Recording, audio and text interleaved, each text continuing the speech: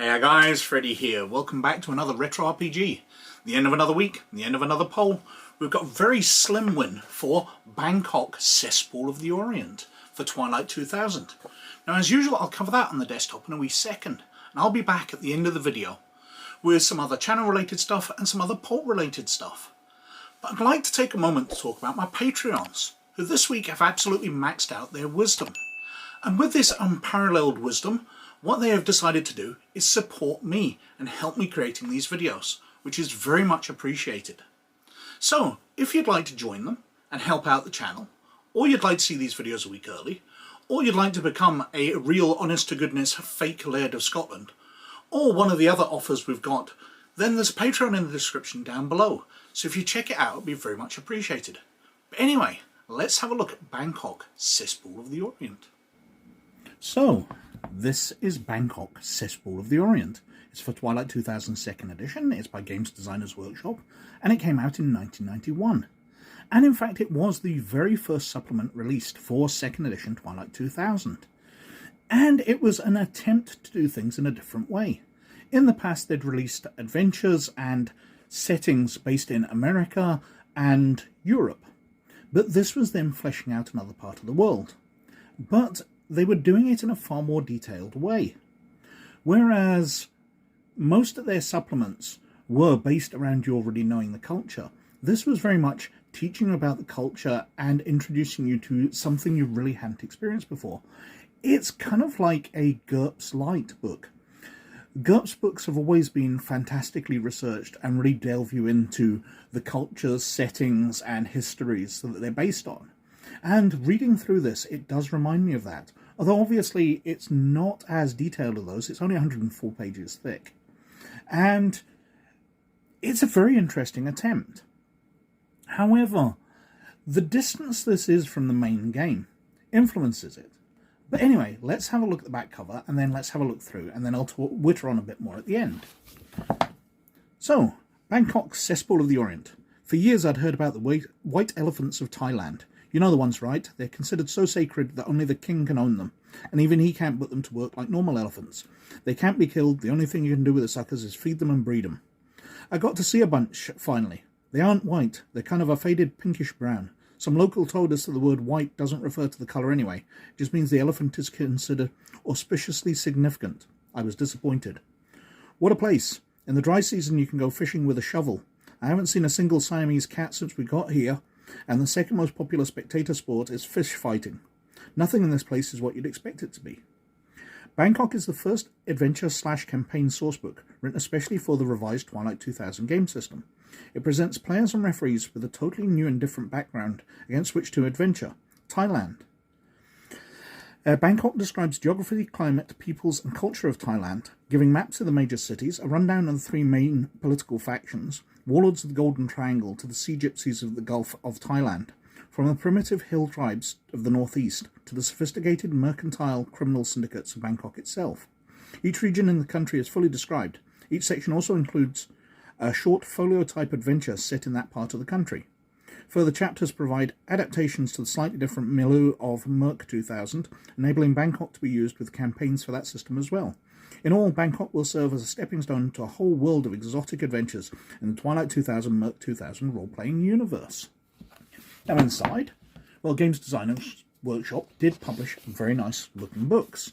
Got some decent artwork in here, and it's all presented very clearly. It's obviously black and white throughout, but the artwork is very detailed. I've complimented many other role-playing games about their artwork, but they tend to do cartoon style, especially with West End games and their Star Wars books. It's very comic book style, whereas this is very detailed artwork, lovely stuff. So, we start detailing Bangkok. It's the first adventure sourcebook written for Twilight 2000, 2nd edition. How to get there. It suggests if you're playing Twilight 2000, perhaps the adventure's last submarine, which I've covered. So you might be travelling around the world in the submarine that you've stolen, and that would get you to Bangkok. Suggests what maps would be useful. They're quite cheap, it suggests. How to use Bangkok with Merc 2000. And conclusion, Bangkok is an experiment in a new type of sourcebook for Twilight 2000. It has been a challenge to prepare, and I think you'll enjoy it. Well, it is very well researched. I don't think that translates particularly well into being useful. Anyway, Land of the Free. So it talks through the country of Thailand, talking about how the name literally means Land of the Free, which kind of means different things to different people around the world. Talk about rivers, climate. We've got some very nice maps throughout. Different types of encounters you might have, what equipment those encounters might have, different animals. And then we've got the history. Now, this is all the history of Thailand from prehistory through the 14th, 15th century, post-Vietnam, and then we've got the section on the war. So just these 2 paragraphs are about the current situation in Thailand, the history of what's happened. And basically, the war itself did not touch Thailand, but the repercussions of the war did. The global economic collapse shattered the world trade network and precipitated the collapse of the global economy, plunging many regions into a depression. So that's the situation. It's not the Twilight War of Europe and America where it's been bombed to hell. It's post-Holocaust. This is just economic collapse Thailand, which is an interesting place to go. Technology still exists. People are still living out fairly normal lives, but they've lost the advantages of being able to buy in the latest equipment from Europe and America. But it kind of does change it into you're just going to an economically deprived part of the world rather than you're fighting after the Third World War. So we've got City of the Angels. Go through the layout of Bangkok itself. Bangkok dates back to the late 18th century when it became the capital. We've got a nice map of the Bangkok and the environs. Life, politics and government, political organisations, bonded labour, so basically slavery. And then we're straight into small adventures. I wouldn't say it's full adventure, it's only a page and a couple of maps. They are slightly heavier encounters, perhaps. And it details the gang has been hired, the group has been hired to whomp on a street gang that has delusions of grandeur. And they break into the warehouse office where the gangs hold up and probably shoot them. Then we've got Smash and Grab. In this scenario, the players are granted the opportunity to make 1 friend and 1 enemy if they are lucky. If they are not lucky, they can make 2 enemies. And a Western-style townhouse, somewhere they're going to go in. And then we're on to the culture. So we talk about Buddhism, the monks, different languages that are used. We've got generating characters, so we can create Thai characters, what languages they speak if they're from the area, whether Thai, Chinese, Japanese, Malaysian, etc. What vehicles they might have access to, whether they're from hill tribes, what personal weapons they've got available. And then on to the section about central Thailand, including Ayutthaya, a very nicely protected city with fortifications around it. It's completely surrounded by rivers, so very easy to protect. Lopburi, the Viper's Nest. So they are hired. A group has been hired to clear out a small pirate stronghold on a small islet near the coastal island. So as you see, it introduces the area, and then you've got these small scenarios. Ransom. In this scenario, the group has been hired by a Chinese merchant to rescue his partner, who is being held for ransom by bandits. A deserted mountain village they're in. Then we're on to the northeastern plain. It goes through different areas, the economy of that area, different towns. We're on to the Golden Triangle, all the towns in that. And then we've got a science project. This scenario is from Merc 2000, although it could be adapted to Twilight 2000. In it, the group is hired to destroy a major drug processing facility. And we've got the facility, the lab village and surrounding terrain. Then we're detailing out southern Thailand. We've got Patani, and we've got cooking by gas. This scenario, the group must capture an offshore natural gas platform, which I think is very nice because we've got very detailed maps of an oil rig, well, a gas platform, the different bunks in it, officers' quarters, etc. We've got minor problems. In this scenario, players must clean out a tin mine, which is not being put to its intended purpose. Very detailed maps of the mine and its different levels. And then we're on to the always popular in Twilight 2000 equipment sections. And we've got various guns to use, recoilless rifles, Commando V150s. FV-101 Scorpions, a British light combat vehicle. The Chaffee, the M41. The Saracen, originally used in Northern Ireland. I seem to remember reading about them perhaps being reconditioned and sent out to Ukraine recently. Still around from the 1970s. The Shoreland Mark III, which is obviously an armoured Land Rover of some kind. Different vehicles and tanks, right through to armed small boats. A fishing boat, a long-tailed boat. Then we've got a section dealing with Thailand as a campaign setting, including a way of linking the small scenarios together into a campaign. We've got a glossary of terms, so obviously with it being a foreign country and different words being used, some translation, common words which are used. We've got a bunch of NPCs, you know, the powerful political players across the country which the players might encounter, along with more generic ones here, Thai soldiers, fishing captain, tribesmen. They're onto the section about Merc 2000. Well, the difference it details between Twilight 2000 and Merc 2000 is, in Merc 2000, the war never happened, but the economic collapse did. And the economic collapse is the only part which affected Thailand, so basically Thailand's exactly the same, except they don't talk about the war. And then we've got some very nice maps, some village designs, generic Thai buildings, stilt houses, stables, hotel rooms, floors of large hotels, including the roof with the air conditioning units, a Thai wat, so a place where monks stay, some kind of shrine, sleeping rooms, a Thai LST, so a landing vehicle where armoured vehicles can roll on, roll off the front ramps. Thai military organisations are laid out, detailing the structure of command. On through a few pages, an advert for the NATO Combat Vehicle Handbook.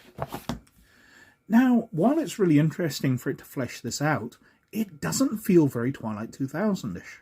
This feels very much like Merc 2000, where there's a major economic collapse and countries are suffering through that, but day-to-day life is going on. And the cover really sells you on that. It looks like Thailand as it probably was at the time in the early 90s. Lots of neon signs, which you're not going to be getting in the nuclear-devastated Europe and American settings, which are more popular for Twilight 2000. It really feels like it's breaking the tone of the game completely. Now, while that could be really interesting to have an area in the Far East where the players can go and get an almost normal life, you know, using the power that they build up, fighting in Europe, the treasure they capture from their combat abilities, to build up a life in the now cultured area of Bangkok and Thailand. It feels very, very odd for a post-Holocaust game to just have a large section where life's kind of okay. So that was Bangkok, Cesspool of the Orient, and that won the poll this week with 27% of the vote. A mere 1% and 1 vote ahead of And a 10-Foot Pole by Iron Crown Enterprises. Now, I'd love to have covered that, so I'll put it back in a poll very soon, because it's a fabulous source book which is kind of system agnostic about all of the equipment adventurers can take into a dungeon in a fantasy world. Absolutely great stuff. Behind that, on 16%, came the Reformation Coalition Equipment Guide for Traveller of the New Era. On 15% came Fading Suns D20 by Holistic Design. And finally, Spycraft by Alderac Entertainment Group, which came in on 14%. So they were pretty much tied, again about a vote between all of them. Sad to see the full RPGs not getting covered, as I'd like to finish them off and complete doing the core rulebooks in my collection, because I think I've only got 3 or 4 left over. Maybe some more in storage, but around me at the moment, I think it's about 4 books that I haven't covered on the channel yet. Oh well, I guess at some point in the future. Now, they're all cleared out as usual, and we're going to a Retro Adventures poll. So, I'm butting back into it this week, Judgment Day. Because Judgment Day did very, very well in the last poll, which surprised me as it was coming so close after the other Judge Dredd adventure, which I only covered a few weeks ago. and let's give it a try. I've actually got it sitting on my desk here, so I'm definitely spurring this one forward. Secondly, we've got Operation Rapid Strike for Top Secret. Now that did pretty well. It usually comes in last, but it came in a third last time, so I thought I'd give it another go. But apart from that, we're kind of going back to older polls and we're going with new stuff. So, thirdly, we've got Clones in Space for Paranoia. Now, I guess this will probably win because this is an absolutely iconic adventure. It's hilarious. It's one of the best things ever published for Paranoia, and Paranoia is a great game. So I would love to cover that if it wins. After that, we've got Tales from the Ether for Space 1889, or Ether, however you want to pronounce it. I've been told off for mispronouncing it in the past. But it's a collection of adventures for Space 1889. It's a whole load of fun stuff in there. And finally, we've got another comedy adventure. We've got Quest for the Unknown for Hackmaster, which is their version of one of the iconic Dungeons & Dragons adventures. So it'll be kind of fun to look through that and see. We shall see how it does. Another channel related stuff, well, the Discord's still there. If you check it out in the description down below, come on over. We're a friendly bunch, and while it's not massively busy, we are chatting about role-playing games. Some ideas are getting bandied around there. We've been looking at some smaller press stuff, things that fans have put together recently. There's some great stuff out there. On the Patreon side of things, well, I've extended the levels. We've got the reading group, the librarian status, where not only am I sharing some of the articles out of the retro magazines, but all of the stuff I've written and I've put on DriveThruRPG. You get all of that if you join the Patreon at librarian or laird status. And of course, if you're just interested in that stuff, well, it's on DriveThruRPG. I'll put a link for that down below as well. It's an affiliate link, so anything you buy on DriveThruRPG, it helps the channel out, even if it's not my stuff. So it'd be very much appreciated if you click on that link if you're planning on buying anything. Apart from that, well, rpggamer.org, I'm still working my way through the Bad Batch, and I'm going straight on to The Mandalorian as soon as I've done that, statting those episodes out. But I'm only days away from more Star Wars stuff going out, because Season 2 of Visions, including what looks like a fantastic episode by Aardman Animation, the people who do Wallace and Gromit, they're doing a Star Wars animated short. That'll be fun to check out. They come out in less than a week's time, so I'll be checking them out. The Young Jedi Adventures are coming out. What the hell, I'll have a look at those. And we're only a couple of months away from the Ahsoka series. So lots of new stuff going up on the site, which I think is pretty much going to carry me through to the end of the year without me having to go back and continue with fleshing out the older movies. Anyway, after all that, I think I'm done.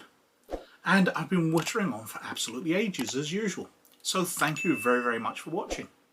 But as always, most of all, you look after yourselves. And I'll catch you later. Bye now.